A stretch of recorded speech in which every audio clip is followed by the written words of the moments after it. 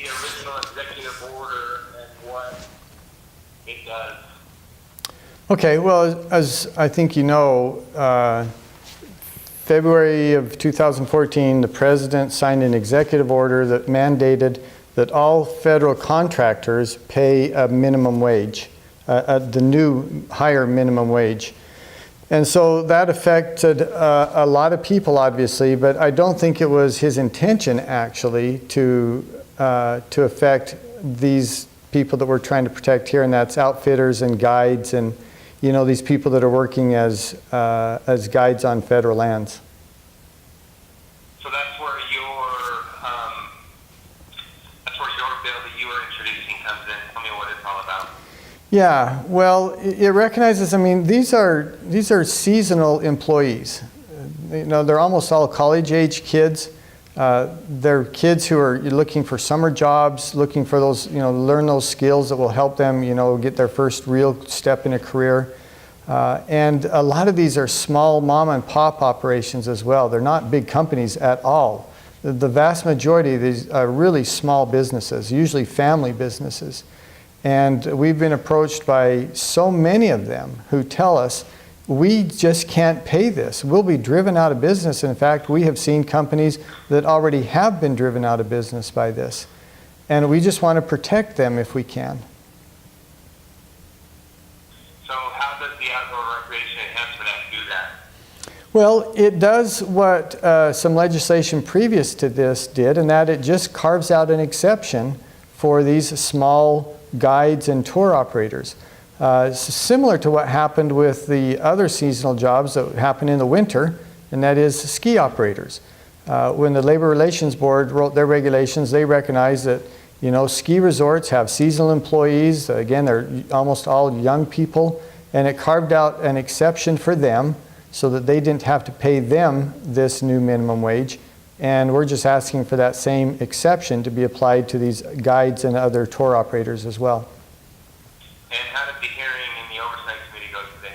Well, I thought it went really well. There were some powerful witnesses, some businesses and some associations which told, you know, very personal and very compelling stories about how their associations or their businesses had been impacted. It very clearly pointed out that they're losing jobs, that it's making it harder to hire people rather than easier. And you know, that's the thing about the minimum wage, is that it hurts the people that you very most want to help by making it harder for them to get a job. So I think the hearing was actually very well received. And where do you go from here with the bill? Well, now that we've got the hearing and kind of the legislative foundation, now we'll move to bring the bill to a vote. And that will take a little bit of time, you know, to build the support for it. But I would hope by the end of summer we have some success on the floor with a vote. Is it going to be too late for some of these companies by next summer? Because I know once they start to apply for their new licenses, that's when they're going to start to be hit with this mandate. Well, exactly. I mean, for this summer, it is too late, and that's really a tragedy, because, as I said, there's been people that have been affected by this already. But if we can get a vote on the floor in the House this summer and then move through the Senate, hopefully through the fall, we could have this legislation in place so that those moving into next season would have this threat taken from them. I know I'm talking to you, talking with you about other executive orders. Do you think this falls along the same abuse of power that some of the other ones do, immigration, etc.?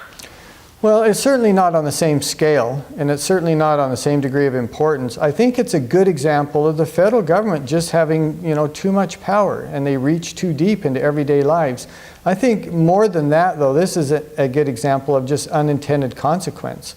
I think this is just an example of where the federal government makes a rule and many times doesn't think through the process or what that's going to really mean to people at the end of the whip, as they say, and that this is going to affect, you know, hundreds of small businesses and hundreds of employees.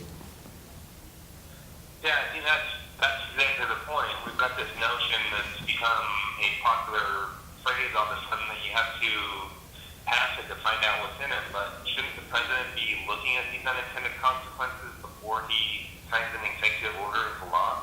Well, absolutely, I agree with that. I mean, very clearly the president should kind of think through the process and think through what will happen as a result of his executive orders.